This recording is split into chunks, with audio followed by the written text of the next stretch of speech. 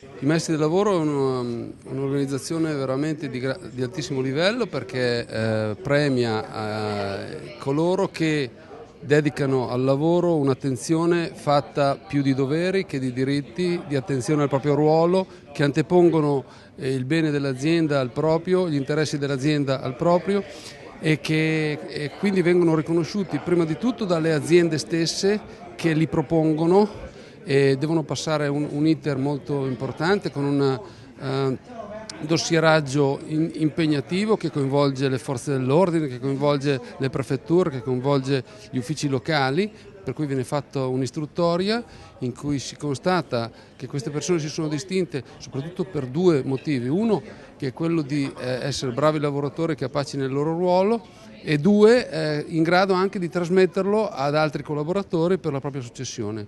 Una manifestazione di grande interesse che mette al centro i valori del lavoro in un momento particolare dove questo tema è al centro dell'attenzione non solo della nostra città e del nostro territorio ma anche di tutto il territorio nazionale. Il tema è quello della riconversione industriale, della capacità di offrire, di creare occasioni di lavoro, ma anche un momento per mettere al centro valori quali la laboriosità, l'integrità morale, la voglia di essere leali e perseveranti nel raggiungere gli obiettivi che ogni attività lavorativa deve avere.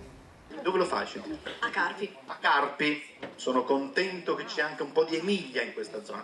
Consegna il premio il viceconsole. Congratulazioni e scusi la facezia.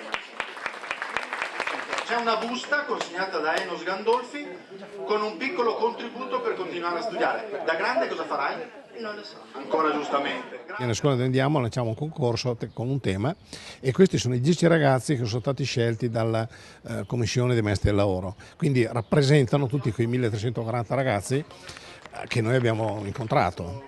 E chiaramente è una soddisfazione pensare che ci sono stati dei ragazzi che hanno creduto, hanno svolto un componimento e hanno espresso un loro pensiero in merito al lavoro. Nelle scuole noi cerchiamo di andare a portare l'esperienza lavorativa dei maestri del lavoro con una modalità però più consona ad essere compresa dai ragazzi delle medie rispetto ad una normale descrizione dell'attività lavorativa, cioè cerchiamo di far capire in pratica perché lavorare e soprattutto perché studiare per lavorare.